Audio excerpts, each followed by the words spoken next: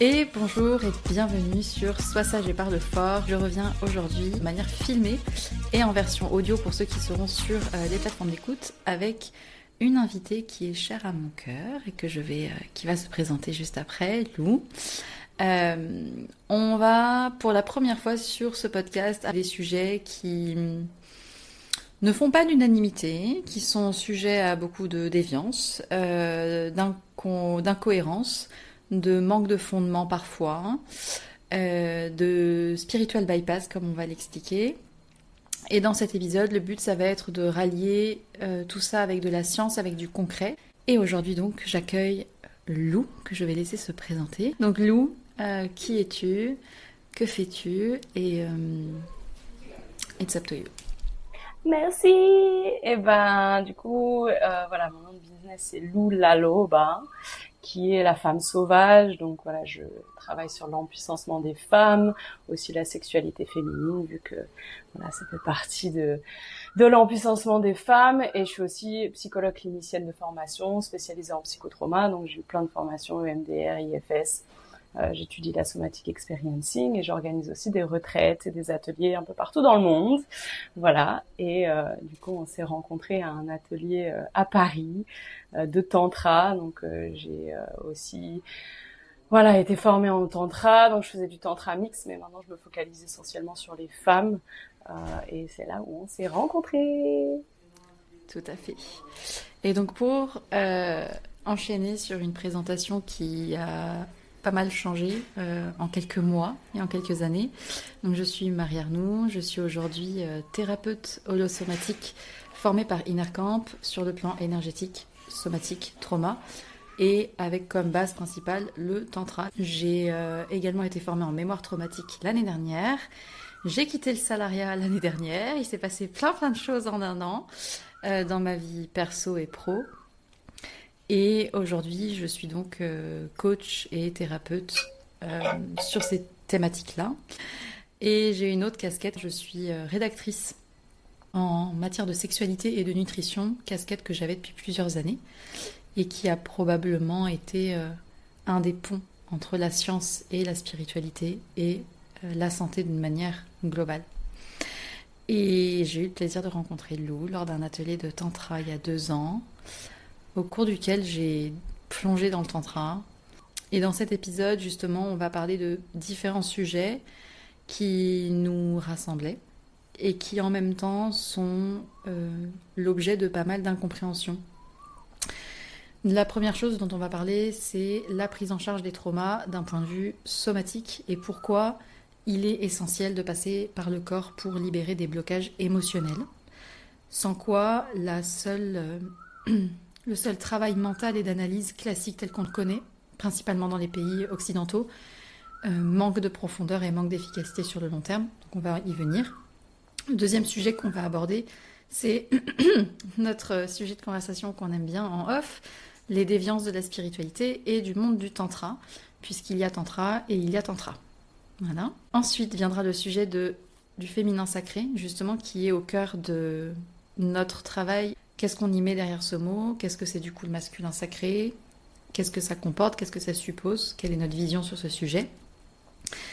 Enfin, on ira sur le sujet de l'utérus et de l'importance pour une femme de s'y reconnecter et de libérer des blocages à ce niveau-là, au niveau somatique et énergétique, pour différentes raisons.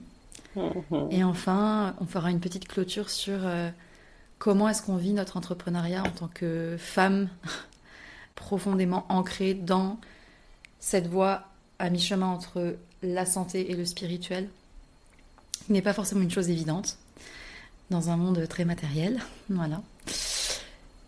Et je pense que c'est un bon planning. Génial. Tu expliquais que tu as fait une formation en tant que psychologue clinicienne, donc tu as fait le cursus classique, et ensuite tu t'es formée à d'autres outils qui contribuent, ou qui ont pour objectif en tout cas, de soutenir la libération émotionnelle par le corps. Pourquoi? Qu'est-ce que tu as pu observer et quelles sont un petit peu les approches que tu as à ce sujet-là? Ouais. Et ben sans jugement, voilà, des psychologues et de la formation à l'université. Bon, après la France, c'est quand même un pays qui aime bien ses traditions, ses valeurs. Donc voilà, c'est quand même des recherches qui sont assez récentes, à vrai dire, le système nerveux, l'impact du trauma qui est dans le corps et non dans la mémoire. Donc il y a un super livre de Van der Kolk qui s'appelle Le corps n'oublie rien. Et donc lui, il a commencé, voilà, du début de la psychologie jusqu'à trouver, et bah exactement dans le même sens que moi, EMDR, puis IFS, puis Somatic Experiencing, puis théorie polyvagale avec Porges. Et ça, c'est il y a 10 ans. Donc, nous comprenons de plus en plus comment, en fait, le trauma, il n'est pas dans le souvenir, mais dans le corps. Dans le fait que quand je vis une expérience traumatique, c'est-à-dire, en fait, c'est vraiment, ça remet en cause ma sécurité psychique. C'est tellement fort ce qui m'arrive que mon cerveau ne peut pas comprendre.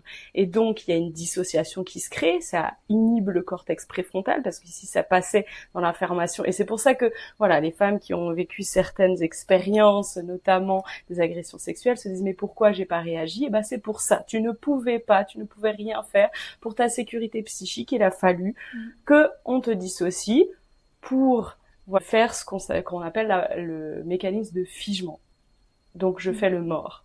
Et en fait, on est un mammifère, donc on fonctionne de la même manière. On a un cortex qui est primaire, et du coup, on a tendance à voir la vie par ce filtre de c'est logique, il y a le temps, l'espace, passé, futur. Mais pour le cortex primaire, il n'y a pas. C'est la survie dans l'instant. Il n'y a pas de temps ou d'espace. Donc, ce figement-là, et ben il est toujours là, même si ça fait 10 ans, 15 ans.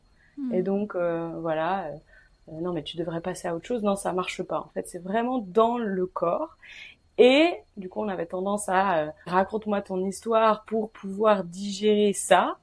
Mais en fait, on s'est rendu compte qu'on n'avait même pas besoin de raconter l'histoire, qu'il y avait juste besoin de trouver un espace qui est en sécurité ici et maintenant pour montrer à ce figement qui peut être ressenti comme une tension dans le corps, une maladie chronique, une émotion qu'on sent toujours dans mon cœur, quand il y a un déclencheur, parce que du coup le cortex primaire il fonctionne avec les sens, c'est très primal. Donc s'il y a un déclencheur, je vois une certaine couleur ou il se passe un truc dans mon corps. Et du coup comment je connecte à ça tout en étant en sécurité ici maintenant et lui dire hey coucou, t'es en sécurité, et on respire dedans, et on se laisse sentir ce que j'ai pas pu ressentir, donc ce qui a pas pu être digéré, processé. Voilà, donc c'est ce qu'on appelle la finalité du cycle, en fait, inachevé, le cycle de stress inachevé. Oui, il y a de plus en plus d'ouvrages qui en parlent, mais pour revenir sur cette histoire de trauma, parce qu'il y a beaucoup de personnes qui se disent, mais j'ai rien vécu de grave, j'ai pas forcément été abusée physiquement, donc non, j'ai aucun souci. Et en fait, un trauma n'est pas forcément quelque chose, comment dire, c'est pas la gravité d'un point de vue externe, si je peux mettre des grandes guillemets, parce que point de vue logique du cortex préfrontal. Point de vue logique, voilà. Des fois on se souvient pas, mais il y a aussi il n'y a pas de plus ou moins grave, c'est toujours une question de comment nous, en tant qu'enfants, en tant qu'être ou adolescent ou plus tard, comment on reçoit, comment on perçoit la chose. Il suffit qu'il y ait un environnement avec un type de personnalité, nos figures d'attachement, parents qui ont une certaine attitude, qui ont peut-être eux-mêmes des immaturités émotionnelles. Le fait qu'on ne respecte pas toujours nos limites, qu'on nous sous-entende qu'il faut être content, toutes ces petites choses-là sont des traumas qui peuvent, pour une personne X, avoir la résultante Y, et puis pour une autre chose.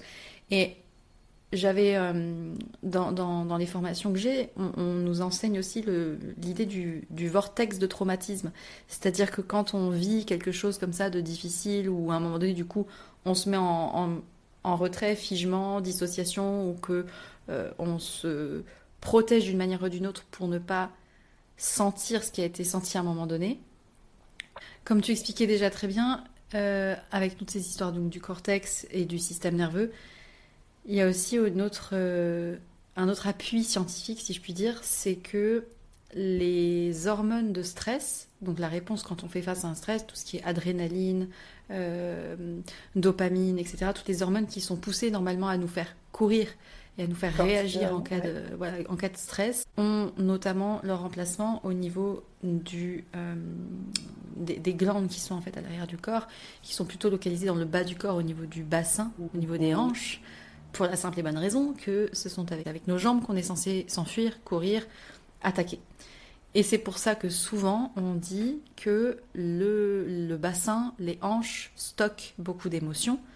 C'est pas juste une histoire de pourquoi ça serait ici et pas ailleurs. Alors bien sûr, on a des émotions dans différentes zones du corps qui ont eu des conséquences sur différents organes quand on y associe une lecture émotionnelle et les liens avec les pathologies possibles. Mais en fait, d'un point de vue purement physiologique, c'est dans le bassin que sont envoyés en premier certains messages en fait pour nous faire courir et nous faire réagir. Exactement. Bah voilà, t'as tout dit, hein, de toute façon. C'est assez logique quand on sait que le figement c'est je voulais courir fuir mais je ne peux pas, et du coup en fait ça met en place tout un tas d'hormones qui nous permettent de courir ou de fuir, et du coup met en place aussi voilà, c'est ce réflexe là au niveau des hanches, mais que c'est figé. Je ne peux pas. Et du coup, ça reste figé. Donc, toute cette partie-là, t'as raison, c'est les psoas. On parle de poubelle émotionnelle. C'est vraiment là où ça stocke. Et quand on a beaucoup de stress, et après, en fait, après le trauma, du coup, on a cette perception du danger, vu qu'on est le trauma est toujours là dans le système nerveux, et pour le cortex primaire, il n'y a pas de temps ou d'espace. Donc, je suis toujours en danger. Tant que le cycle de stress n'est pas achevé, pour le corps, je suis toujours en danger. Donc, dès qu'il y a un déclencheur perçu dans l'environnement, mais vu qu'il n'existe pas, que le danger n'est pas réel, il y a toujours il faut courir, il faut fuir, il faut combattre, et du coup je suis là avec cette intensité à l'intérieur de mon système nerveux que je sais pas gérer. Ça continue en fait à s'accumuler dans les psoas à chaque fois qu'il y a un faux danger perçu, d'une fausse réponse de il faut courir là. Donc au-delà du trauma du moment, c'est tout le temps ça se recrée à l'intérieur de nous, quoi. Et parfois c'est plus subtil, c'est pas forcément des réactions d'angoisse ou autre, ça peut être scroller sur les réseaux, ça peut être une addiction à des substances, à aller faire la fête tout le temps, à ne pas savoir être seul, à se jeter sur la nourriture, se priver de nourriture. C'est en fait toutes les mécaniques de compensation mises en place. Et parfois même, on ne sent rien. Ça peut être aussi un manque de plaisir dans l'intimité, parce que si on est en insécurité, on ne peut pas lâcher prise. Ça peut être un manque de confiance envers les autres, ça peut être un manque de confiance envers soi. Et je voulais savoir, du coup, toi, de ton côté, en tant que psychologue clinicienne de formation, est-ce qu'il y a des choses, ou en tout cas des transformations plus rapides que tu as vues chez des gens que tu prends en charge avec cette prise en charge somatique versus, on va dire, entre guillemets, juste parler du problème ou parler des souvenirs ou analyser la situation? Voilà, en fait, moi, ce qui est le plus difficile, c'est de réussir à déconditionner les personnes qui viennent me voir quand on n'est pas là pour raconter. Donc, il y en a qui adorent raconter, quoi, qui ont vraiment l'impression que si elles racontent, c'est ça qui vont les aider. Donc, ça demande aussi une certaine de soi en tant que que thérapeute, de ramener en fait au corps, de ramener. Et vu que ça fait peur de revenir au corps parce qu'il y a énormément de choses. Voilà, c'est un peu comme une bouteille qui est remplie, qui est remplie, qui est remplie. À un moment donné, c'est un peu la goutte d'eau. Donc, c'est vraiment, ça demande beaucoup de courage d'aller regarder ce qui se passe à l'intérieur, de revenir dans le corps, parce que ça veut dire qu'il y a plein de défigements qui ont besoin de se faire. Donc, ça veut dire que je vais aller pleurer, et du coup, ce que Peter Levine il disait, c'est qu'en fait, la chose qui nous permet de guérir, c'est ce qui fait le plus peur aux gens. Parce que ça demanderait de laisser le corps faire, et du coup de perdre le contrôle. Et du coup, voilà, tu le disais très bien, il y a de la dissociation, il y a du contrôle pour tenir, et ça ne vienne pas, du coup, exploser. Et c'est pour ça qu'en thérapie, on va pas aller juste faire coucou, parce que du coup, ça exploserait dans tous les sens et du coup je perdrais mon centre de sécurité et du coup ça retraumatise. Il faut vraiment trouver cet équilibre entre j'ai un espace en sécurité ici et maintenant qui permet de rencontrer ce qui se sent en insécurité à l'intérieur de moi pour que ça puisse tout doucement se libérer et pour que je puisse intégrer. Pour revenir à un état de régulation et de sécurité, il a besoin de temps. Et souvent, on y va avec notre cortex préfrontal de bon bah ça va vraiment pas, donc je veux vraiment guérir. Mais en fait, c'est une réponse traumatique de il faut absolument que tout soit guéri. Maintenant, ici, j'en peux plus. Ouais, en fait, pour le système nerveux, pour intégrer le trauma, il faut y aller doucement, tranquillement. Et il y a aussi des choses transgénérationnelles, ça a été prouvé maintenant. Il y a plein de choses qu'on porte qu'on ne comprend pas. C'est pas logique. Enfin voilà, on n'a pas les connaissances. Et du coup, on se dit j'ai rien vécu, j'ai pas de trauma, mais on en a tous. Donc, ce qu'on est en train de dire là aujourd'hui, c'est pour tout le monde de savoir. Et c'est pour ça qu'on est là. C'est parce que c'est des connaissances qui sont peu partagées et qui ont besoin d'être partagées pour que les gens puissent comprendre ce qui se passe pour eux. Tu vois, ça me fait penser aussi à une chose, c'est que parfois, c'est pas forcément parce qu'on se dit, ah punaise, si je vais devoir commencer à soulever le couvercle, ça va être l'horreur. Et en fait, en réalité, c'est moins difficile qu'on ne le pense et c'est surtout très libérateur. Ça nourrit vraiment et on se sent beaucoup plus en paix avec soi de commencer à faire ce travail-là. Et aussi, c'est pas forcément, c'est pas obligé, je pense à mes yeux, que ça passe par des libérations impressionnantes, énormes, etc. Mais juste quand on se réoffre de la sécurité et que on a un espace où on peut relâcher ce qui n'a pas été, le sentir dans le corps, y remettre de la sensation de plaisir par l'incarnation physique de ces émotions-là, les vivre, les faire bouger. Et qu'en face, petit à petit aussi, on met en place, parce que le somatique c'est bien, mais c'est bien aussi de mettre en place les choses pour du coup honorer nos limites, etc. Enfin, faire en fait l'inverse de ce que notre logique ferait normalement. Petit à petit, les choses changent et on n'est pas effectivement obligé de passer par des libérations, comment dire, visuellement impressionnantes. Au contraire, c'est ce qu'on disait. Voilà, c'est que en douceur. Plus pour que le système nerveux puisse s'intégrer, il faut que ça soit tout doux. Il faut que ça soit petit à petit. Et comme tu disais, c'est important de dire pourquoi c'est important de le faire. Et du coup, d'y aller en douceur, etc. Mais de le faire, c'est parce que si j'ai tout ça accumulé à l'intérieur de moi, et que en plus dans mon quotidien, il y a des challenges, bah je vais rester petit, je vais pas oser, parce que j'ai peur de rencontrer mes émotions. Donc, si j'ose pas créer mes projets, si j'ose pas faire ce voyage, si j'ose pas poser mes limites, un système qui a été, je parle de système, mais quand je parle de travail énergétique, de chakra, etc., c'est en fait le même travail parce que la cartographie du système nerveux est vraiment similaire à la cartographie des méridiens chinois ou des chakras en Inde. Mais quand on parle de système, c'est aussi, j'ai été habituée à un système, le mien et autour, où il fallait pas faire ça, sinon danger, où je n'avais pas le droit d'exprimer sans attaque, etc.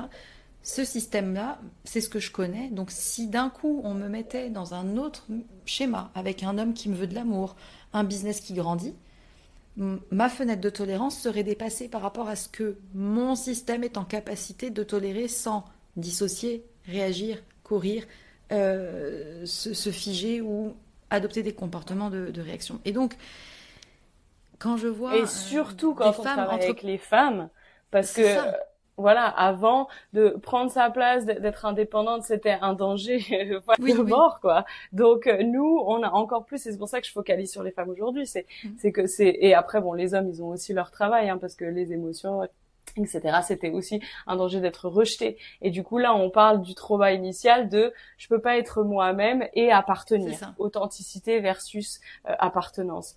Du coup, nous, on a énormément d'histoires en lien avec ça. Là, je veux de l'argent, mais en fait, on peut avoir un compte en banque depuis les années 60, quoi, tu vois. Et il fallait être petite, sinon on était réprimé. Enfin, on parle du trauma des sorcières, on était brûlés parce qu'on était puissantes et des leaders spirituels, mais même sans parler de trucs ésotériques comme ça, nos mères. Enfin, moi, je sais que ma grand-mère, elle pouvait pas bosser parce qu'elle devait être femme au foyer. C'était un danger de ne plus appartenir. Et si j'appartiens pas, vu qu'on est des êtres sociaux, je meurs. Donc, vu qu'on parle du système nerveux qui essaie de nous garder en survie, il s'en fout de notre épanouissement, bah, tous ces trucs qu'on veut là, en disant, mais je comprends pas pourquoi.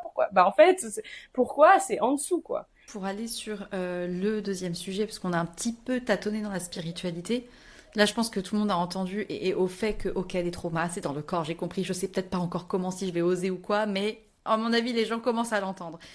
La deuxième partie que j'aimerais évoquer, parce que comme notre travail est profondément ancré et basé aussi sur le tantra et la spiritualité, on s'est dit que ça serait quand même très intéressant de faire un petit point sur le sujet et notamment évoquer les déviances autour de la spiritualité et qui contribuent entre autres à ce qu'il y ait des incompréhensions, des jugements, des craintes ou des incompréhensions, notamment parce que la manière dont cette spiritualité est appliquée ou on va dire intégrée en Occident est parfois une manière détournée de servir des intérêts égoïques.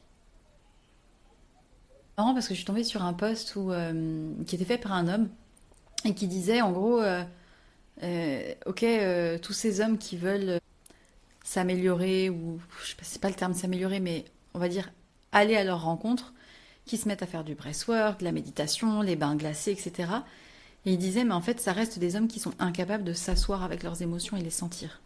Parce que breathwork, je cut, je pars en transe, Ah ouais. je me mets des coups de dopamine, j'y vais dans la force, etc. Et en fait, c'est une autre manière de finalement être incapable de juste contenir, s'asseoir avec, et du coup pouvoir contenir aussi les émotions d'une autre personne. Par exemple, une Exactement, femme. et de pas juger parce que ça augmente le jugement sur les émotions. C'est mais C'est attends, ça. si tu fais de la méditation, tu devrais être toujours calme parce que du coup tu arrives à prendre le recul. Bah non. Mais en fait, c'est tellement de recul que en fait C'est ça. je vais jamais Donc, regarder. parce que du coup, la colère, elle est quand même réprimée ou les émotions, elles sont réprimées. Et il y a une autre pan de la spiritualité qui, moi, m'a fait longtemps hésiter à en parler. C'est que, moi, quand j'ai plongé dans le tantra, c'était à travers tes ateliers qui sont d'une qualité exceptionnelle et aussi dans les livres de Osho où on repart de la base de qu'est-ce que c'est le tantra. En fait, c'est de l'amour pur. C'est une vision de l'amour qui n'est pas transactionnelle, conditionnelle, qui est d'abord et de se retrouver soi en tant que l'être profond qu'on est avant qu'il y ait eu nos conditionnements, nos schémas, notre enfance qui nous est arrivée et que vraiment on revienne à cette nature de joie innée, de plaisir de vivre, de spontanéité, d'optimisme, de naïveté. Donc pour moi, le tantra, le vrai fondement, c'est ça, c'est se trouver soi, sa vérité, dans un état d'amour profond et le plus possible d'avoir conscience de nos mécaniques, non pas pour les rejeter, parce que ce serait un autre bypass, mais plutôt pour les réintégrer et ok, j'ai vécu ça, j'ai traversé ça, qu'est-ce que j'en fais pour construire quelque chose avec moi-même et avec d'une manière la plus expansive possible. Et là où je vois une déviance, c'est que, évidemment, dans le tantra, il y a aussi toute la partie sexualité, puisque l'énergie sexuelle est l'énergie de vie. C'est celle qui traverse notre corps, qui passe à travers différentes zones du corps. Sauf que la manière dont c'est interprété en Occident, c'est, tu me diras ce que tu en penses, mais j'ai beaucoup en fait évité le milieu tantra, notamment à Paris et ailleurs, parce que ce que je ressens qui va être partagé et la raison pour laquelle les gens y vont, ça fait partie peut-être du process, mais il y a pour moi une... C'est pas un manque de respect, parce que c'est pas vécu comme ça, je pense, par les personnes qui le font, parce que je pense sincèrement qu'elles le font avec le cœur, mais Bah ça je, autorise en ça fait autorise des choses que des gens s'autorisent des pas. beaucoup en fait c'est très sensible, c'est des sujets qui sont très sensibles, on est d'accord, la sexualité c'est pas bien ou mal ou quoi, mais il y a des ombres, il y a des ombres et ça on peut pas les nier, ok.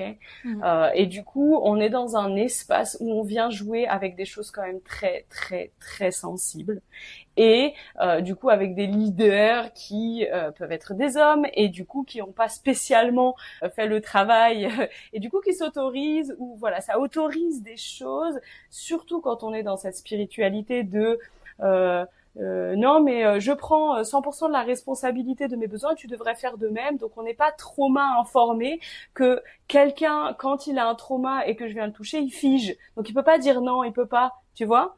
Donc, on est dans des espaces où je prends 100% de la responsabilité, donc tu devrais faire de même. Donc, en fait, c'est toi qui aurais dû dire non. Et puis, en plus, on fait plein d'exercices de consentement où tu devrais dire non. Donc, c'est de ta faute. Donc, moi, je me On sent le voilà, vécu là, on sent le vécu là. déresponsabilise. Bah On sent le évidemment. Bah, de toute vécu. façon, si on en parle, c'est qu'on l'a vécu. Mais du coup, c'est des espaces quand même sensibles et qui autorisent des choses. et qui du coup demande un travail et une intégrité énorme. Et comme tu disais, le tantra, c'est pour rencontrer ces choses-là, mais pour apprendre à les connaître. Donc même si on va dans le dark, féminine, masculine, rencontrer un petit peu des espaces d'ombre, mais c'est pour apprendre à les connaître, pour qu'elles ne jouent plus.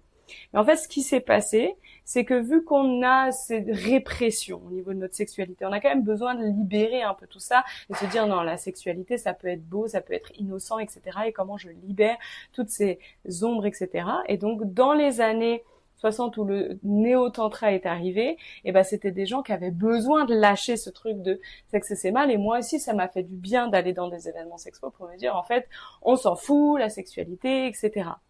Mais dans un cadre trauma informé, où on sait que les personnes elles peuvent figer, que si elles peuvent pas répondre, c'est quand même la responsabilité de tous. Et du coup, ce qui est le plus problématique, c'est que les facilitateurs de tantra ne sont pas trauma informés, ils n'ont pas de formation de trauma. Et du coup, on est là, non mais c'est super, il faut libérer, le désir c'est chouette, la sexualité c'est beau, mais sans conscience et sans voilà.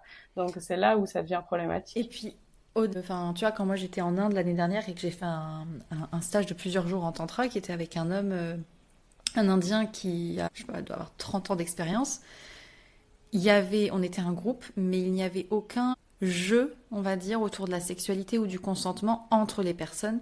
C'était principalement du tantra avec soi, même s'il y avait des pratiques corporelles, qu'il y avait des jeux dans l'espace, des regards, du relâchement émotionnel. C'était extrêmement puissant, vraiment ce qu'on a vécu. Et pourtant, il y avait un respect vraiment total des uns envers les autres. Et j'ai fait très peu d'ateliers tantra dans Paris, à part les tiens et quelques autres où j'ai eu l'occasion d'y aller. Et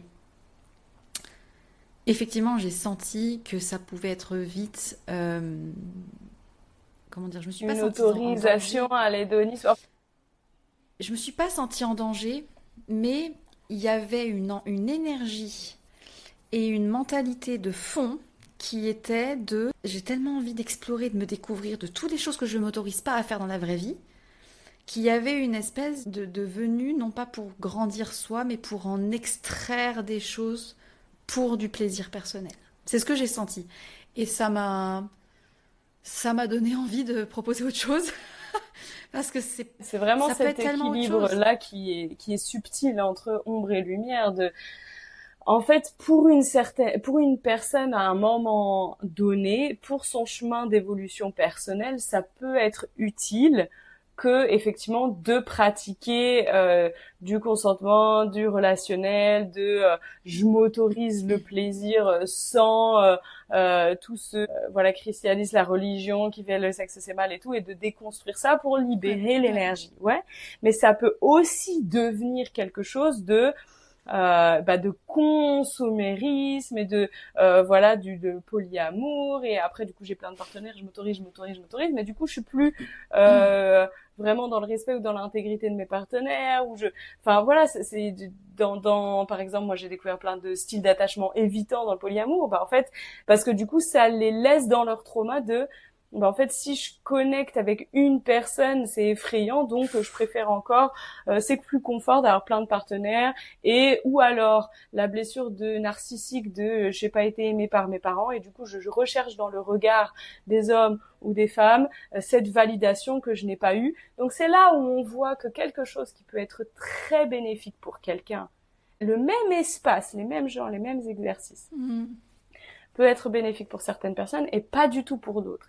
Et c'est là où, du coup, ce serait bien que les personnes qui sont leaders et facilitateurs de ces espaces puissent avoir conscience de ça pour ramener à la conscience les gens. Soit ils accompagnent les personnes qui ont besoin et que c'est nécessaire et juste pour eux d'être là, et en même temps d'avoir conscience des dérives et des ombres, et de dire, est-ce que là, t'es en train de reproduire, est-ce que vraiment ça t'aide à libérer certains conditionnements et croyances pour que tu puisses être plus libre avec ton partenaire avec tes partenaires dans ta sexualité, ou pour déconstruire des choses qui sont pour toi, la fusion du couple, et du coup c'est pour ça que tu veux ouvrir dans le polyamour et tout, ou est-ce que tu es en train de rester dans tes mêmes traumas et trucs où t'as pas conscience? Et le souci, c'est les facilitateurs qui n'ont pas conscience, qui font pas le taf, qui sont eux-mêmes dans leurs ombres et qui sont pas trop mal informés. Et du coup, en fait, ça reproduit ces trucs-là, quoi.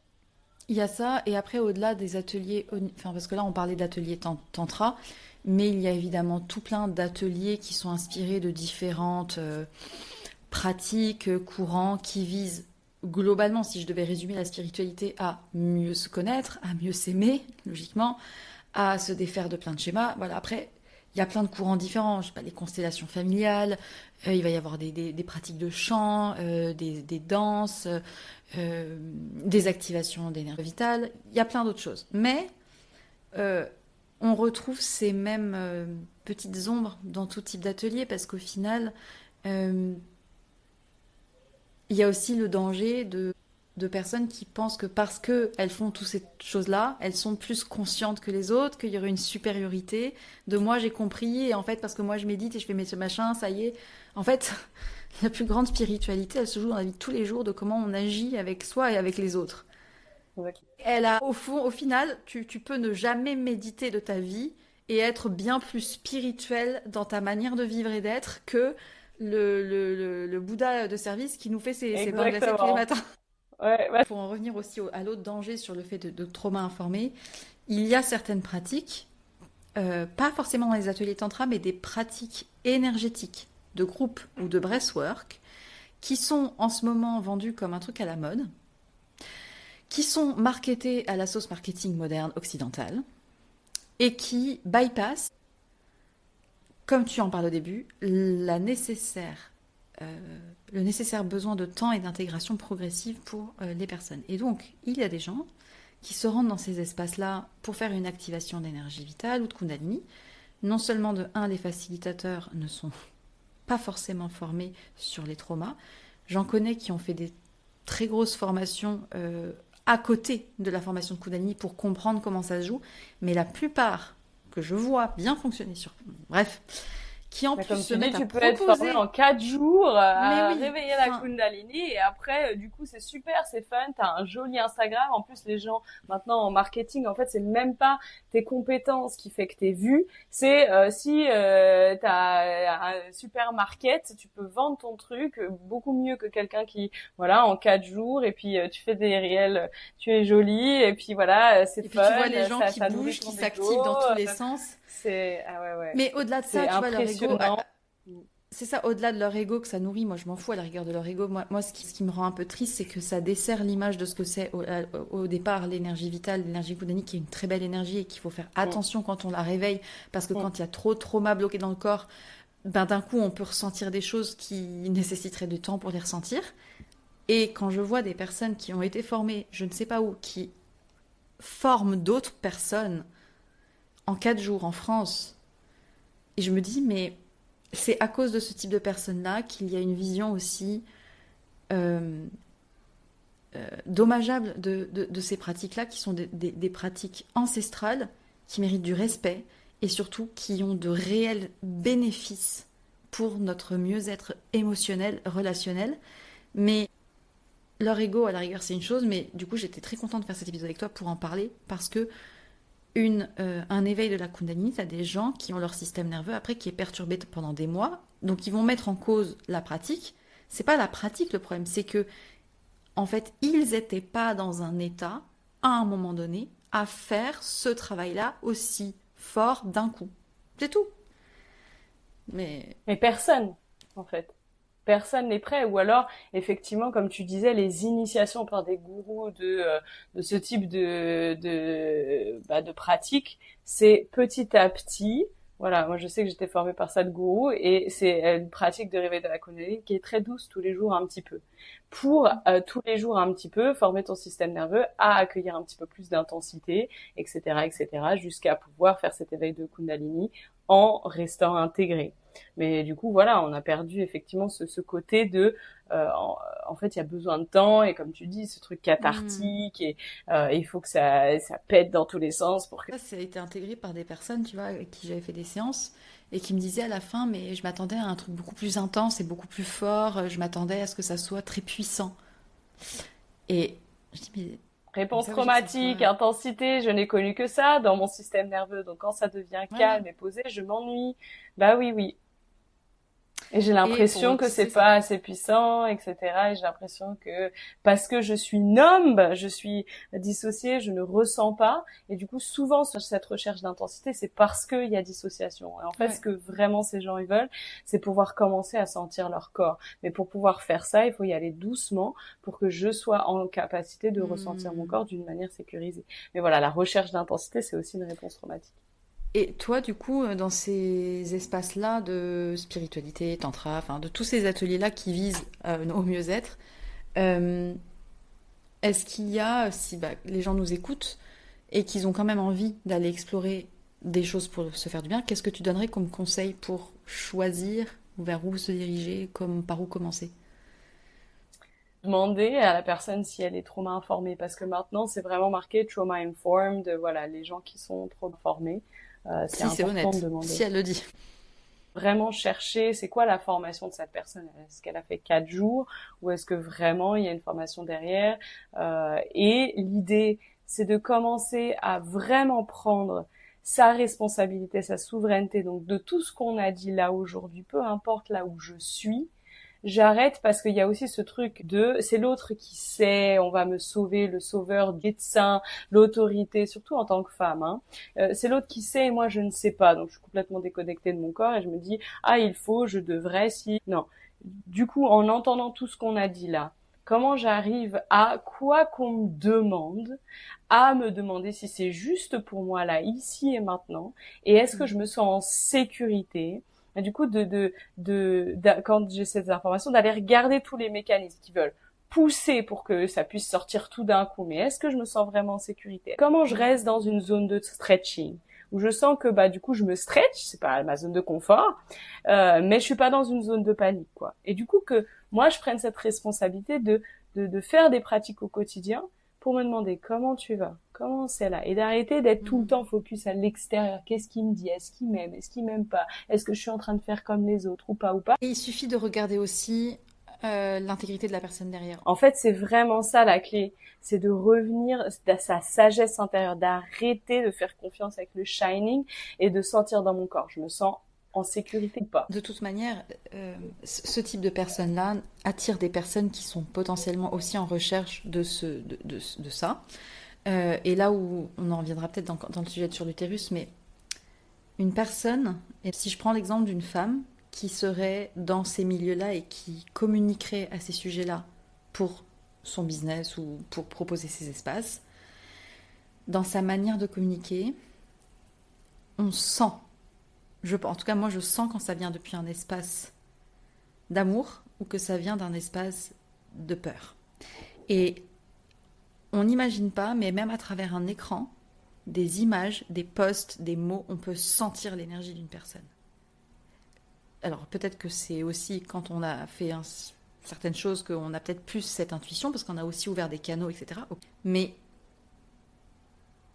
quand on porte attention à son intuition, à qu'est-ce que ça fait comme écho si je vais vers cette personne-là, parce que des fois il y a des gens qui me disent je ne sais pas vers quel thérapeute aller, je ne sais pas me fier à mon intuition. C'est vraiment aussi cet apprentissage de revenir à l'intérieur, tu vois, Mais oui, et de ça me sentir. passionne parce que tu vois ce truc de spiritualité de juger c'est mal, je devrais l'amour inconditionnel, du coup, et ben en fait ça c'est plein de non mais je m'autorise pas à aller sentir ma vérité qu'en fait non c'est sur son chemin comme tout le monde qui est en train de bosser sur des trucs, mais juste c'est pas parce que c'est ok d'avoir de la compassion pour quelqu'un et son chemin et d'accepter que personne n'est parfait etc que toi tu vas te mettre en danger à aller dans des espaces. Donc c'est vraiment cet équilibre entre moi et l'autre. Tu parlais aussi du stretch, de l'inconfort. J'aimerais préciser une petite chose parce que je pense aussi quand même, je pense qu'on n'a pas tous la souplesse d'étirement du stretching.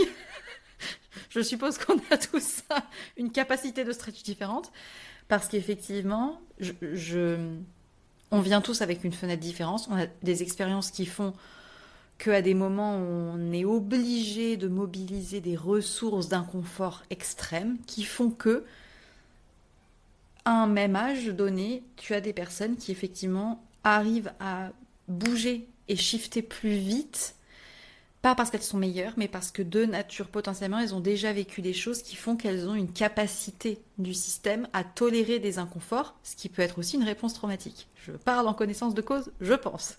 À la C'est-à-dire que, guerrière, c'est ça, hein. bien sûr, moi, il y a 10 ans, j'étais à 28 kilos dans un lit d'hôpital. Et donc j'ai cette espèce de flippage de la mort, de l'insécurité profonde, de si je m'arrête, je meurs. Ouais. Et je pense que ça, même si aujourd'hui je suis plus du tout sur le même chemin, et que j'ai appris à me respecter énormément, il y a encore ce truc-là qui fait que je peux, malheureusement ou heureusement, arriver à sortir de certaines zones de confort et à bouger sur certains endroits assez vite, mais au détriment aussi d'un système nerveux qui fait quand même des choses comme ça. Bah ouais. Donc c'est de continuer à effectivement vivre la vie et de se dire bah voilà, mais de continuer à libérer cette mémoire et de te laisser sentir ça et avec tous les outils qu'on a, de rajouter du plaisir et même dans des pratiques voilà, même d'auto-érotisme où on peut rajouter le plaisir en Mais tellement. ressources et puis te laisser sentir un peu cette sensation. Enfin, il y a plein de trucs fun qu'on peut faire pour libérer ces Eh choses-là et du ben, coup augmenter notre zone de tolérance, de stretching d'une manière qui est c'est ça. safe, sécurisée, positive pour nous. Ouais.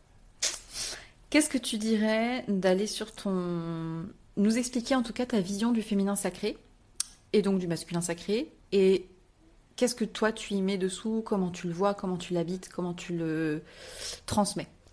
Je sais que c'est assez controversé et du coup, il y en a qui préfèrent utiliser yin, yang. Tu vois, yin, c'est l'énergie de réceptivité, c'est l'énergie de flow. Mais bon, du coup, le yin, ça fait un peu genre Passif. réceptivité, passif, alors que féminine, pour moi, il y a deux polarités à l'intérieur même de l'énergie féminine, et il y a un yin et un yang dans l'énergie féminine, et un yin et un yang dans l'énergie Tout à masculine. fait. Donc il faudrait encore créer d'autres mots pour ne pas avoir cette controversée, enfin voilà, que masculin c'est homme et que féminin c'est femme, parce qu'en fait on a chacun ses énergies en nous. Et c'est aussi une manière de pouvoir exprimer qui rend la conversation facile et qui nous permet de développer des Ouais. concepts et tout. Mais encore une fois, tout ça c'est une illusion, c'est juste une manière de de pouvoir expliquer des choses et de pouvoir comprendre des choses et de pouvoir dépasser des choses. Ok? Donc pour moi l'énergie féminine c'est ça, c'est l'énergie où je peux recevoir, mais aussi où j'ai ce feu créateur. C'est la matière qui crée, c'est Shakti. Donc il y a vraiment, tu vois, ces deux polarités. Donc il y a une réalité qu'on a chacune ses énergies en nous, et aussi une certaine initiation du fait qu'on a un corps de femme ou d'homme. C'est vrai. Et alors, tu vois, moi, j'ai creusé ce sujet-là vraiment dans des écrits, mais alors, parce que moi, je suis un peu une acharnée aussi de faire des recherches pour comprendre, pour pouvoir après transmettre de la manière la plus Pareil. simple. Et j'ai passé, mais littéralement des heures et des heures, jusqu'à je ne sais pas quelle heure, pour aller fouiller des études sociologiques qui avaient été rédigées par un homme homosexuel sur la mécanique des polarités dans les couples gays. C'était super intéressant parce que, comme tu le dis très bien, Fascinant. la polarité féminine-masculine, on met le mot féminin-masculin, mais j'ai lu plein de livres où même en préface, il dit, par facilité de lecture, parce qu'il y a Ouais. des tendances qui sont inhérentes au sexe à la naissance, on parle de féminin et de masculin, mais ça ne relève absolument pas d'une question d'orientation, de genre. Moi, quand j'entends une femme qui me dit je suis trop dans mon masculin, non, non, tu as un masculin immature qui fait que tu es en train de pousser, de t'acharner, etc. C'est pas du masculin mature, ça. Mm, Donc il y a aussi plein d'incompréhension parce que les contenus qu'on voit sur les réseaux manquent de fond, mm. ont été rapportés d'une compréhension assez simpliste, alors qu'en réalité, au-delà de la dynamique du féminin, du masculin, du yin et du yang, c'est une dynamique qui est omniprésente à chaque instant. La lune et le soleil, les plantes, la nature. Il y a énormément de ce yin et de ce yang complémentaires dans chaque élément de notre vie. Et là où ça devient intéressant, c'est de se reconnecter à ces natures profondes dépourvu des blessures, des traumas, des blocages, etc., pour se sentir bien soi, entrer en union intérieure entre son masculin qui contient ses émotions et son féminin qui les vit et qui les incarne, Et du coup, par effet miroir, attirer des situations et des relations qui répondent à cette énergie-là en soi. Comme tu disais très bien, le féminin par essence est créateur. On a un utérus, on a des ovaires, on a un mécanisme hormonal qui est fait pour euh, euh, entrer en gestation les idées, amplifier, recevoir la pénétration, donner naissance, créer. Et j'ai beaucoup, beaucoup appris sur ce sujet-là, notamment en lien avec l'entrepreneuriat et la manière de lancer un business autre que par la stratégie, la logique, qui étaient des méthodes très masculines. Et comme je reviens sur ce que tu dis avant que j'aille plus loin, mais il y a, il faut Et pas qui que ça nous devienne quelque chose de... déconnecte du coup. Et c'est pour ça que Ouais, c'est important de parler du féminin ou tout ça, parce que, et de l'utérus, et du fait de recevoir l'énergie yin et tout, parce que on est dans un monde très masculin, comme dit patriarcat, où du coup les leaders c'était ça, donc on a que ça comme vision nous, en tant que femme, et du coup on se dit qu'il faut faire ça. Et récemment j'ai eu une patiente, ben voilà, elle a un cancer de l'utérus, elle s'est fait enlever l'utérus. Pourquoi? Parce que toute sa vie, elle a été dans ce CEO, le monde de faire, faire. l'entreprise, ou du coup faire. Et ça marche pour les hommes, testostérone tous les jours, c'est ça, c'est comme ça qu'il fonctionne, et c'est ok, et c'est beau, et c'est ça. Mais nous, on n'a pas de modèle de comment on peut être entrepreneuse au féminin et voilà, c'est ça en fait, de reprendre une place de comment J'écoute mon j'arrive corps, ouais, à d'écouter. trouver d'autres manières pour ne pas être complètement déconnectée de mes besoins et du coup d'avoir une santé pourrie quoi, parce que je suis déconnectée de mon utérus, de mes cycles, parce que en plus je les juge, parce que ça fait que je peux pas aller au boulot aujourd'hui, et puis du coup ça me saoule d'être fatiguée, et pourquoi je suis une femme, et donc de pouvoir nous donner ces informations là pour potentialiser le fait qu'être une femme c'est incroyable. Si on en revient au sujet du départ, sur les traumas, si mon système a intégré que je ne méritais pas de l'amour ou de l'argent parce que c'était dangereux, les blocages se créent donc au niveau du corps et notamment au niveau de l'utérus, qui est, pour rappel ou pour information, directement par le nerf vague, là où passe l'énergie Kundalini, mais qui est directement relié par le nerf vague, l'utérus, au cœur, je ressens, à la gorge, je suis en capacité d'exprimer, de demander, de verbaliser ce que je ressens, ce que je vis et éventuellement ma communication si je suis entrepreneur. Et connexion avec la glande pinéale, je vois. Donc on a des femmes qui, quand elles ont cette déconnexion en raison de trauma, mais pas que, répression, plein de choses, non seulement elles sont fatiguées, elles ont des répressions en bas, mais en plus elles essayent d'agir depuis un espace logique, mental, Ouais. et ça ne circule pas de la même manière. Alors que quand on descend en bas, qu'on arrive à s'y connecter par différentes pratiques, par différentes approches, de manière progressive, ça ne veut pas forcément, ça ne nécessite pas forcément un toucher intérieur, je précise, ni de sexualité, mais ça peut en faire partie, mais c'est pas nécessaire. Quand on se reconnecte à ça, l'énergie peut Bah, de toute façon, s'il y recirculer. a quand même de la honte, parce que si je dis c'est pas nécessaire, c'est que peut-être il y a des gens qui ont de la peur ou de la honte, ou s'il y a de la peur ou de la honte en bas, de C'est qu'il y a toute quelque chose à façon, explorer. voilà. Mais c'est pas, ce que je veux dire, c'est que on peut se connecter à son Oui, tu peux utérus. connecter énergétiquement avec la Voilà, respiration. voilà.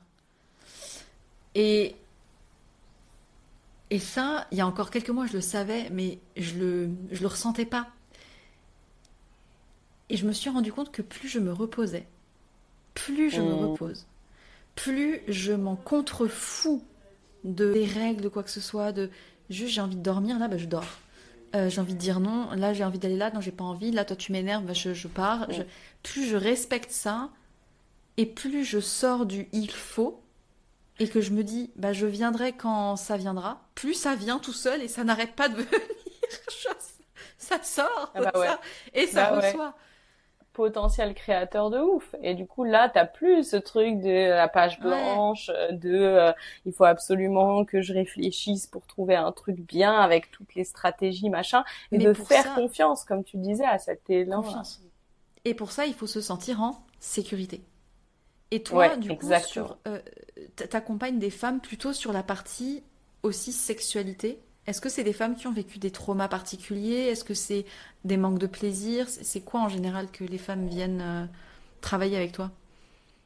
Bah, ce qui est intéressant, c'est que du coup, moi, c'est ce que j'ai vécu et du coup, je me suis dit, bon, bah voilà, on va travailler que là-dessus. Mais en fait, la sexualité, ça peut aussi se jouer dans la relation, le besoin de fusion, du coup, des choses plus en lien, effectivement, avec d'autres problématiques plus relationnelles, développementales, tu vois, en lien avec les parents et tout. En fait, je vais utiliser ma sexualité pour recevoir l'amour, pour parce que j'ai besoin de validation, parce que donc ça peut être vraiment plein de choses et du coup de se réapproprier sa sexualité, réapproprier son corps. Et plus je l'offre pour avoir quelque chose, mais j'apprends à recevoir. Donc c'est ça qu'on disait en fait, l'utérus c'est vraiment la réceptivité. Je reçois l'information et la gorge et là-haut c'est j'offre au monde et je délivre. C'est plus du coup comme on pourrait dire le yang quoi. Et du coup si voilà elle s'autorise à recevoir pour elle parce que du coup je me donne complètement à moi-même parce que je le vaux bien, je le mérite, ben voilà, je peux rencontrer des hommes qui m'offrent vraiment, je peux vraiment recevoir l'amour, etc. Donc ça peut être plein de choses en fait, la sexualité, c'est pas uniquement des traumas. Donc souvent en fait, j'observe les deux, c'est souvent quand il y a eu des traumas, il y a une dissociation, du coup je ne ressens rien. Et dans le besoin de validation et d'amour, c'est presque faisons l'amour quoi, tu vois. Mais dans les deux cas, c'est une réponse traumatique et Ouais, ouais. Alors c'est assez intéressant parce que tu vois, donc je suis sur le point de lancer un programme pour femmes, comme tu le sais, de 7 mois, qui passe à différentes étapes sur les traumas, le système nerveux, l'enfant intérieur, le féminin, le masculin, le plaisir sexuel, l'intimité, et à chaque fois avec une du concret en fait sur le professionnel, le relationnel, l'émotionnel.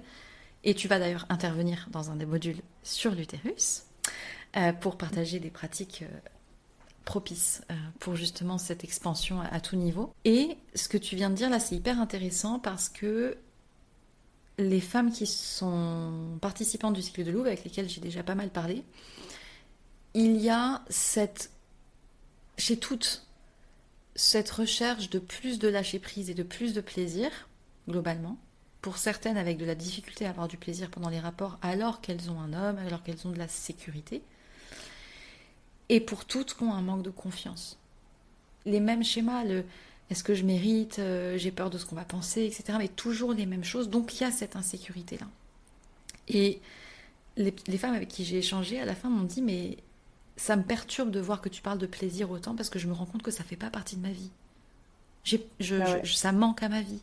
Et le plaisir, c'est pas forcément se frotter pour avoir un orgasme. Parce À que quel point je ça, mérite d'avoir du ça plaisir, d'avoir une vie qui me plaît pour moi. Si qui j'ai pas m'honore. confiance, si je m'aime pas, bah du coup je suis là pour l'autre, je donne. C'est ce qu'on nous a conditionné à faire, hein, de toute façon. Et en travaillant sur les polarités, justement, si on parlait de la confiance, l'assentiment de recevoir de l'amour, c'est du féminin. Je trouve qu'il est intéressant de renforcer la polarité opposée pour pouvoir soutenir sa polarité principale. Bah oui, je peux Par pas dire oui exemple, si je sais pas dire non. c'est ça. Donc si j'ai envie de sentir que je me respecte et que je m'aime, alors j'apprends à poser mes limites.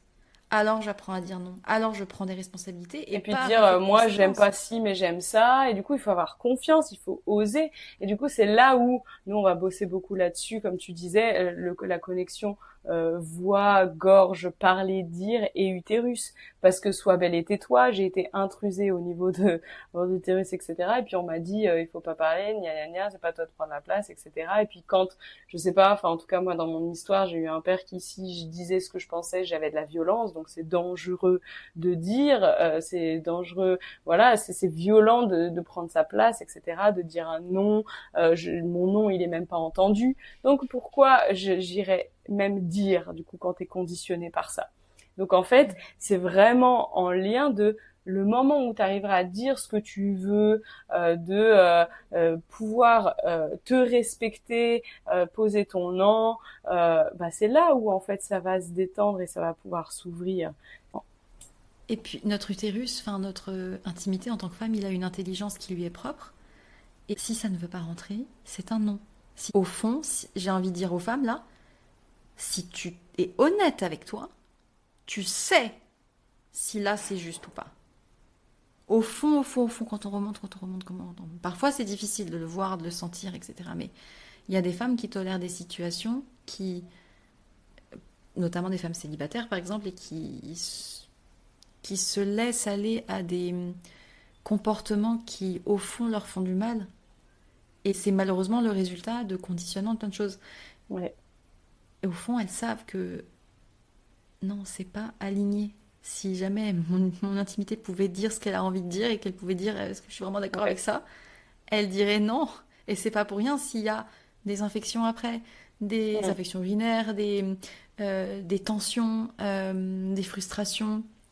C'est juste la manifestation du corps qui dit non. Et c'est vraiment l'équilibre, tu vois, entre eux.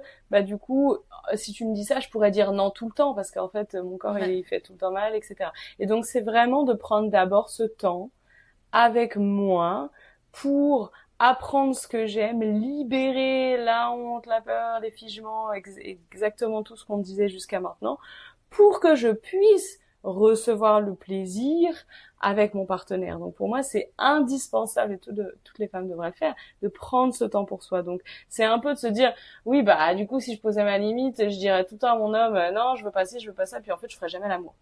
Bah du coup, c'est un réapprentissage, parce que si elles se forcent, c'est pas qu'elles ont quand même envie, mais elles oublient l'entre-deux. Comment j'arrive à avoir envie et comment je redonne de la sécurité dans mon corps et comment je retrouve du plaisir et j'arrive à recevoir le plaisir euh, et du coup de me sentir en c'est ça. sécurité avec ça, etc. Justement, quand on crée un business ou quand on se recrée soi, qu'on crée un espace de sécurité où on est à l'aise et où on fait des choses qui sont justes, ça prend parfois du temps pour donner naissance. Et je me suis rendu compte aussi que il était possible en tant que femme, et j'y crois sincèrement, c'est que je veux avoir l'espace pour avoir all in. Je veux avoir le temps. Je veux pas, c'est ou mon business ou ma vie perso. Pour moi, tout doit venir se nourrir les uns des autres parce que si c'est pas ça, ça ne m'intéresse pas. C'est Et clair. je vois des gens qui s'oublient dans leur business mais qui oublient juste kiffer la vie, pour qui le Ouais, c'est business cet devient équilibre là, c'est ça. Et masculin du féminin. coup, toi, ça fait plus longtemps que moi que tu es à ton compte quand même. Moi, quelles ont été tes plus grands leçons cette dernière année, ou en tout cas ce que tu as appris qui t'a beaucoup aidé, ou au contraire, qu'il y a des choses que tu ferais plus? C'est exactement ce que tu disais, cet équilibre-là entre le faire et l'être et à quel point c'est interconnecté. Si tu fais trop, à quel endroit tu t'autorises pas le plaisir et du coup le fait de recevoir. Et du coup, moi, c'est un challenge depuis 5 ans maintenant de, en fait, recevoir ce qui est juste pour moi et m'autoriser à demander l'argent. Et ça a été un processus de commencer en tant que professeur de yoga. T'imagines même pas le conditionnement de l'argent c'est mal, quoi. Non, non, la spiritualité, il faut que ça s'offre gratuitement. Enfin, des conditionnements de merde, quoi. Quand on sait ce que les prix des formations qu'on a payées, et surtout le temps que ça demande de préparer des séances, la profondeur que c'est, et où on n'est pas juste à accueillir. Moi, ça a été vraiment ça. Je suis encore en processus parce que voilà, je suis donc après prof de yoga, psychologue et clinicienne, donc c'est 60 € de l'heure en France, tu vois. Mais il faut bosser je sais pas combien d'heures pour avoir un salaire et moi ça me demande à... Donc ton énergie, parce que si tu fais beaucoup d'heures pour assurer le minimum vital, la qualité du travail est moins bonne. C'est ça aussi que les gens ne se rendent pas Exactement. compte. Et donc reconditionner ça. C'est une question de priorité, tu vois, parce que moi, quand je vais chez quelqu'un, un thérapeute ou autre, pour payer une séance, moi, il m'est arrivé de payer des séances à 150 ou 200 €. Mon coach, il me coûte 500 € de l'heure. Enfin, faut se remettre aussi dans un système où ça, j'ai jamais remis en question le prix de quelqu'un. C'est juste pour lui ou pour l'autre, je sais ce que je vais y chercher. Ouais. Mais par contre, c'est une question de choix. C'est une question de choix dans le sens où, ben, l'année dernière, j'ai arrêté de boire de l'alcool en soirée. J'ai fait beaucoup moins de resto. Et par contre, je me Mm. suis offert un massage par mois. Tous les mois, j'ai un massage. Ouais, c'est clair. C'est clair. C'est juste des choix, en fait. Ouais, ouais, Et ouais. moi, ce qui m'a beaucoup aidé cette année, que j'ai appris, à force de me rater à plusieurs reprises, c'est que je ne démarre jamais ma journée avant une certaine heure qui est prête, qui est bonne pour moi. Ou le matin, je suis avec moi, je suis au sport, je suis au yoga, je suis dans mon corps. Je démarre par ça. Mm. Et je fais des pauses très régulièrement. l'après-midi, souvent je fais une sieste parce que je sais que j'arrive pas à me concentrer de 2 heures à 16 heures. Et par contre, après, je peux travailler plus tard. Si je travaille pas pendant une journée parce que je vais faire une excursion, je le fais. Ce qui m'a beaucoup aidé aussi, c'est mine de rien de mettre du masculin et de structurer et d'apprendre à prioriser. C'est quoi qui a le Sinon, tu te plus laisses d'impact? envahir et dépasser et submerger C'est et ça. ça part Je dans tous les commence par sens quoi? et ça procrastine. Et ça, c'est vraiment un fainéant incapable de structure, quoi. Enfin, c'est vraiment, Et ouais, il y a les deux il y a de la pôles. créativité partout, mais ça va C'est nulle ça. part. Enfin, c'est vraiment C'est ça. ça. Il y a les deux pôles. Il y a les femmes qui ont trop ce truc-là sans masculin et celles qui ont trop de Ouais. masculin et qui refusent de lâcher, de s'autoriser Bah à ouais, que je équilibrer. Donc mérite c'est un pas, peu. du coup pas de plaisir et du coup bah je travaille tout le temps et puis après j'ai plus d'énergie, je peux plus offrir, je fais du burn-out. Voilà, on peut tout travailler là-dessus parce que ça c'est des croyances limitantes et des identités aussi que j'ai dû déconstruire, que Ouais. j'étais pas une personne faite pour l'organisation, que j'étais faite que pour le flow, etc. Qu'en fait non, c'est pas une question de motivation, de personnalité, c'est une question de système et aussi de s'autoriser à se faire accompagner et pas faire toute seule parce que ça aussi c'est une réponse traumatique de bah du coup j'ai jamais pu compter sur les autres et puis les autres ils m'ont toujours apporté de la merde donc je vais devoir tout faire toute seule.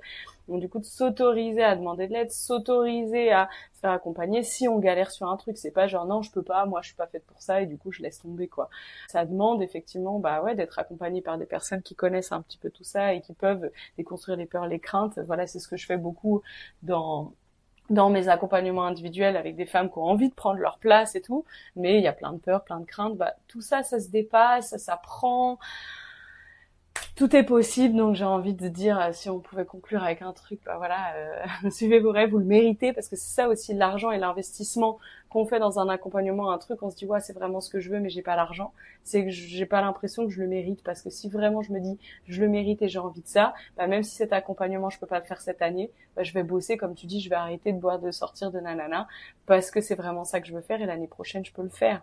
Donc c'est vraiment une limite qu'on se donne parce que on s'aime pas assez. Et pour moi, tout ce que je fais dans mon business, c'est chaque jour, ma vie est un petit peu plus mieux parce que je m'aime tellement que je travaille tous les jours. C'est pas forcément facile parce que évidemment on vient toutes les deux. Enfin, c'est pas facile. Enfin, moi je me pas du tout vendre du rêve en disant c'est simple et tout. Ah bah non, Mais ça demande de faire des par tâches, contre oui, d'investir, et je pense que je me ferai prendre du toujours temps. accompagner parce que toute notre vie, je pense qu'on a besoin de quelqu'un. C'est pas au-dessus, mais qui a un pas d'avant pour regarder, pour voir les œillères que l'on se met nous-mêmes qu'on voit pas. Même si nous on arrive à voir plein de choses, on a Ouais. toujours, je pense, besoin de l'autre, mais aussi des amis, d'autres personnes qui ont ce regard extérieur pour voir à quels endroits on est aveugle en fait. Et c'est normal, c'est humain. Donc, en tout cas, est-ce que tu as quelque chose à ajouter sur l'utérus, sur ta vision des choses, sur comment tu vois 2025, sur tes plus grands rêves? Si tu veux, par rapport à l'utérus, l'abondance, c'est vraiment ça, en fait, ce que tu disais, si quand on m'a offert quelque chose ou quand j'ai reçu ou quand c'était, tu vois, par rapport à l'argent, c'est toujours je t'offre quelque chose et du coup en retour, parce que du coup toutes nos relations sont transactionnelles et conditionnées, et je vais pas accepter de l'argent parce que ça vient avec. Euh, il va falloir que du coup je fasse ci ça ou je vais pas accepter de l'amour parce que du coup, enfin tu vois, tous ces conditionnements là, donc c'est Ça. vachement intéressant de pouvoir s'autoriser à recevoir, à recréer, à libérer ce que ça porte pour pouvoir vivre. Parce que je pense que tous ceux qui regardent ces podcasts ou qui s'intéressent à tout ça, c'est qu'en fait, on est là avec tous nos désirs. Je veux le partenaire et l'amour, je veux l'argent et le business, et j'y arrive pas. Bah, c'est de dire en fait, c'est de redescendre à l'intérieur du corps et de pouvoir Ouais, et libérer puis tout ce qui parfois, nous tu as des empêche de personnes qui recevoir. sont pas, t'as des personnes qui sont pas forcément entrepreneurs, mais qui euh, attirent des situations professionnelles où il y a ce même truc de non-respect, de, de salaire assez bas, etc. Et moi, c'est ce que j'ai vécu pendant tellement longtemps et j'étais même pas en capacité de remettre en question ce sujet. C'était Bah oui, comme parce ça. que en fait, on nous a toujours dit c'est l'autre, c'est la société, c'est. Donc, quand on fait comme ça, c'est vraiment de se dire qu'est-ce qui fait que j'attire, etc. En fait, si je matérialise toujours ces mêmes profils, etc., c'est que quelque part j'ai quelque chose à apprendre. Donc c'est Ça, toujours un miroir, c'est toujours quelque chose à changer chez soi et de vraiment pouvoir se dire que on matérialise parce que c'est toi qui crée tout. Et tout est créé, et ça a été prouvé scientifiquement, c'est le biais de confirmation. Quand tu crois quelque chose, ça te coûte moins d'efforts que de le valider dans ton environnement, parce qu'on peut pas tout intégrer, toutes les informations qu'il y a dans ton environnement. Et du coup, ça coûte moins d'efforts que de valider ce que tu sais. La même règle que la règle de la cause à effet, qui est une loi physique. La règle de la cause à effet, si tu plantes si tu sèmes des carottes, tu récoltes des carottes. Tu récoltes pas des patates. On est d'accord ? Bah ouais. La seule maladie héréditaire sur Terre, ce sont les pensées et les croyances qu'on nous transmet. Exactement. Donc quand on nous a semé de la peur, on récolte de la peur. Exactement. Quand on a semé de l'insécurité, on récoltera pas de l'amour. Donc, c'est un déconditionnement et un reconditionnement à un moment donné dans ta vie, si tu veux récolter de l'amour, il faut en semer. Et ce qui est aussi fascinant, la résonance des systèmes nerveux. Ça, c'est un truc subconscient et inconscient qui se joue quand on rentre dans une salle. Les neurones mémoire. Ouais, et c'est du coup, en fait, un système nerveux de peur va venir à entrer en résonance avec les systèmes nerveux de peur, ou alors de gens qui veulent. Donc, la personne qui dit je suis en danger dans le monde, du coup on est dans un monde dangereux, c'est le monde qui est dangereux en tant que femme, je suis en insécurité.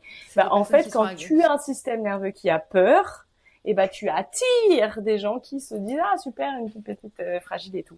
Et du coup moi ce que je fais dans mes ateliers, c'est que je dis ça et je permets aux femmes de reprendre leur puissance, de libérer toutes les mémoires de peur et d'insécurité évidemment dans le système nerveux, pour se dire que en fait il n'y a pas de danger. Si tu marches avec cette puissance dans la rue ou quoi, je te promets, bon après t'as ton pilier de sécurité, tu vas pas te mettre en danger et faire n'importe quoi. Ouais. Et bah avec un système nerveux régulé, tu vas pas attirer des systèmes nerveux dérégulés. Donc en fait, arrête de mettre ton doigt à l'extérieur et commence à prendre soin de ça, parce que tout ce que tu es, c'est ça qui fait que tu attires et tu crées et que tu vois et que tu interprètes. La colère des femmes, la peur des femmes envers les hommes, et je ne remets pas en question évidemment la douleur qui a pu être ressentie, la peur, je ne la remets pas en question. Néanmoins, cette peur et cette colère, il y a un moment donné où aujourd'hui elle n'est plus bénéfique pour personne, et j'en ai fait un sujet là sur Instagram. D'accord. Et moi depuis, j'ai jamais, c'est pas que j'ai jamais eu peur des hommes, mais en fait j'étais tellement dissociée de moi-même que j'avais pas le temps de m'occuper de si on allait me faire du mal, tu vois. Par contre, j'ai remarqué en discutant avec plein de femmes qui me disent toutes je suis régulièrement sifflée, agressée ou emmerdée dans la rue. Depuis que je vis à Paris, il ne m'est jamais rien arrivé. Moi non plus. Certes, je sors pas à Barbès à 4h du matin. Personne me fait chier, personne n'envahit mon espace. C'est pas envahissable, c'est tellement strong, c'est tellement fort. Et du coup, c'est là où je reprends mon pouvoir, en fait. J'arrête de me dire, c'est le monde et la vie. Non. Je suis responsable de ma sécurité. En tout cas, c'est des approches nécessaires, en lesquelles je pense qui aideraient beaucoup de monde et qui... Indispensable.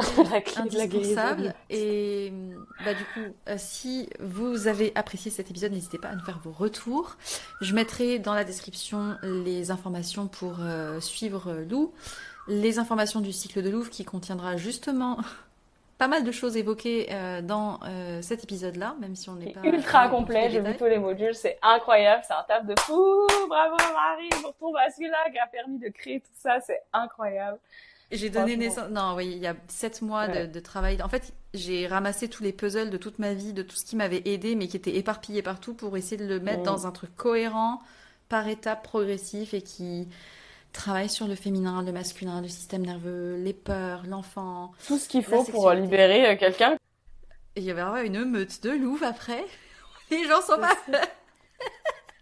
Non, mais du coup, tu seras participante et j'ai hâte de te revoir en France. Parce que je suis sûre qu'on est amenés à faire des choses ensemble.